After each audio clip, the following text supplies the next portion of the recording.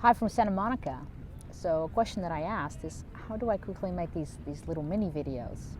And if you watch our YouTube channel at youtube.com/global NLP TV, you'll see that I've had a whole progression as to my skills in making videos.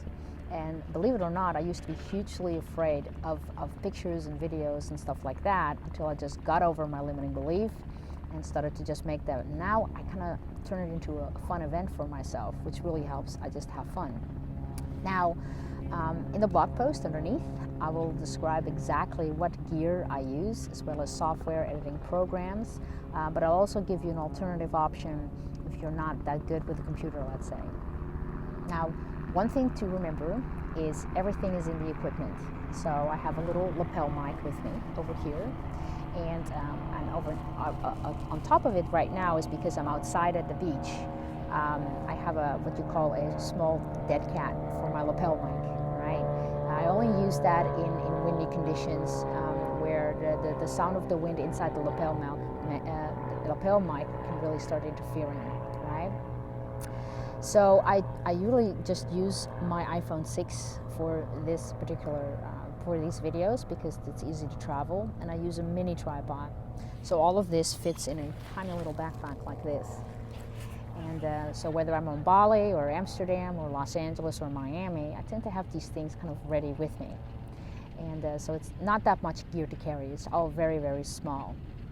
And it's not heavy to carry either, so all the excuses are gone. I in fact carry it on my back or in a little basket on a bicycle that I use over here in Los Angeles or Amsterdam.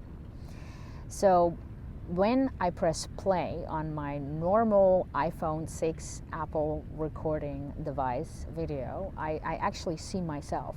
So I actually turn as if I'm taking a selfie, let's say. So I'm actually looking at myself right now.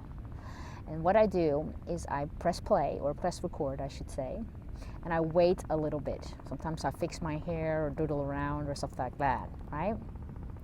So what helps is that I have a couple of seconds of time between turning on the video and me talking. The reason why I do that is because I can basically edit out my hand on the record button going back to where you can see it in view. Both my hands are right here, as you can see.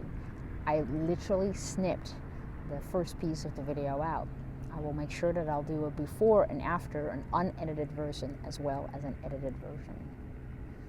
Now, I tend to record everything in one go.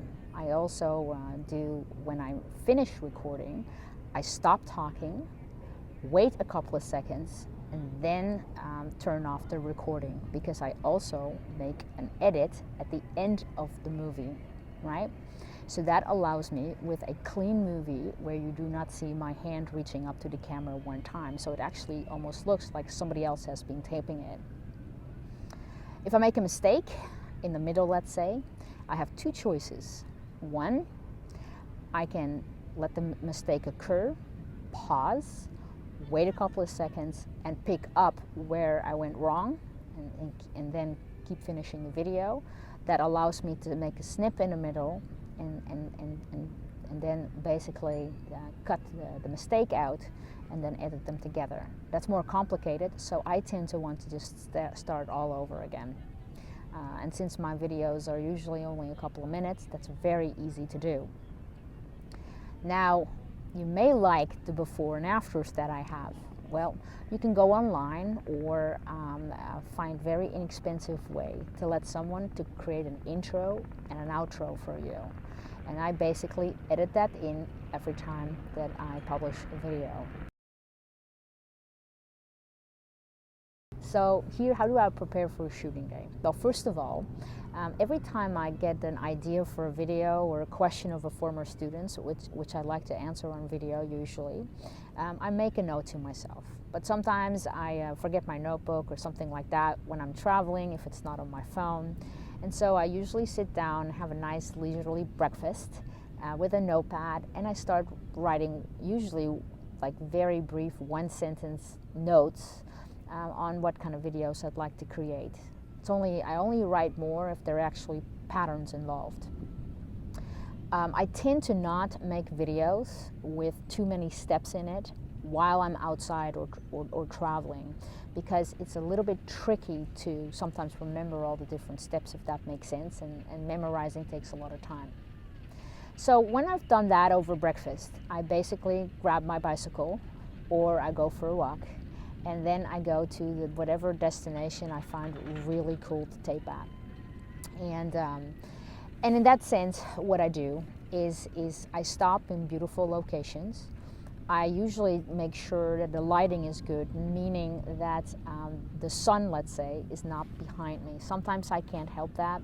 If you just saw some videos that I shot here in LA, like the one that I did on the beach, as well as one at Santa Monica Pier, in order for me to get the Ferris wheel in, I had to kind of shoot with the sun behind me, and that makes your face look all dark, so that's not good. So I tend to just maneuver my video around to get a really good shot in terms of lighting, right? It makes a huge difference, especially in dark conditions. It can become a little bit grainy. I basically set out with my little mini travel gear for taping and my phone, and then I sit down and I tape whatever is on my notepad, and I cross off whatever I've already covered. And so those are little tips that I abide by.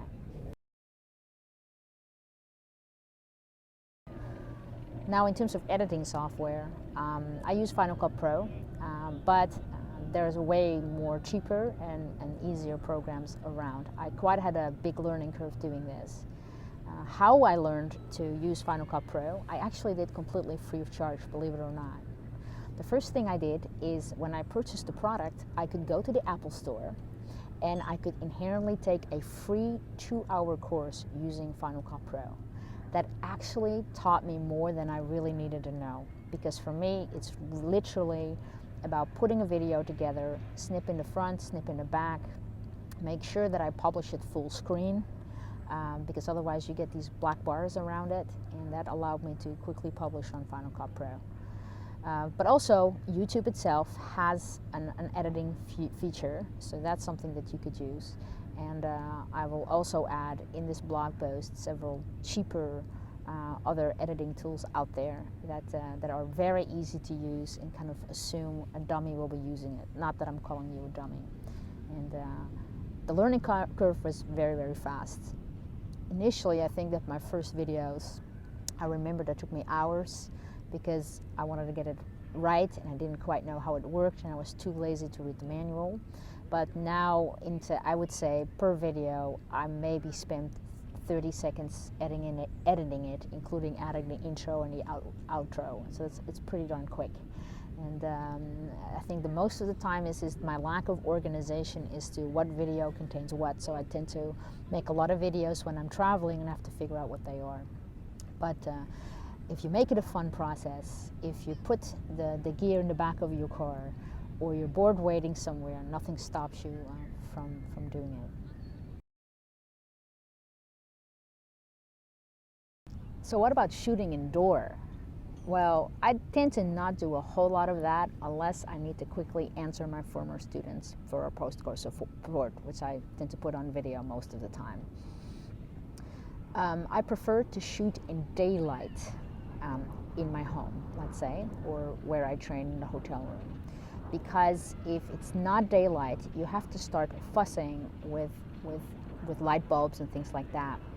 What that ends up doing, generally speaking, unless it's a professional photography light or LED light, it ends up creating like a flickering effect. Even with 100-watt bulbs, I wasn't able to get the results that I wanted, and daylight works infinitely better. So keep that in mind.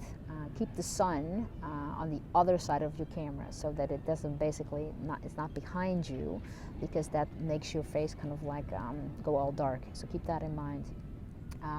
I prefer to pick a white wall, if I have it, or a single color wall. But if I do have objects in there, I kind of make sure that I kind of monitor, like I tape 30 to 40 seconds and just see if the background doesn't interfere with what I do. A great tip that I got from someone who sells documentaries for a living, where I did one of my first videos, and I did it on my couch, which had like a sort of like an Indian painting in the background, and it happened to be something that I had over my couch that sort of like looked like a Turkish or Middle Eastern rug. He said it's way too hippie-like, and some people may like that and other people don't. So that was a wise lesson for me, to kind of make sure to pay attention what's in my backdrop. I do find that the white wall is sterile, but it's a very easy way to quickly get a video done. So these are all considerations to not make it a major event. Because I find if you turn something into a major event to tape it, you don't end up taping.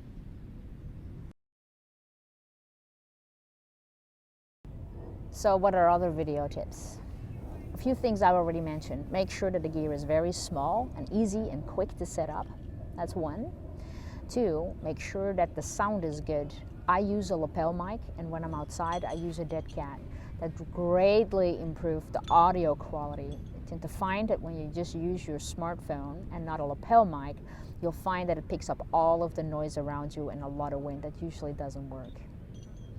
I also kind of make sure that I'm out of the way of people that may find it funny to start messing with my video, like doing little V's behind my head, for instance. So for instance, I'm a little bit of a distance from the boardwalk over there, and I kind of picked I guess it's not too interesting of a background, but there are some palm trees, and people are swinging around on the little adult play set over there, and there's bicyclists, and so I also kind of like moving backgrounds that are not too interfering, if that makes sense. Other times I pick static backgrounds that are very colorful, so it sets off with my skin and my hair. And of course I also add locations, because I have the fortune to travel to Bali, Los Angeles, Miami, and I live in Amsterdam. Lighting is a huge thing, so definitely get a feel of moving your camera around as to what the best lighting for you would be, and that makes a huge difference. And so with these little things, in terms of quality as well as in terms of the quality of the video itself, with nothing to worry about than doing this with your smartphone, let's say. And so that's how I make these little videos.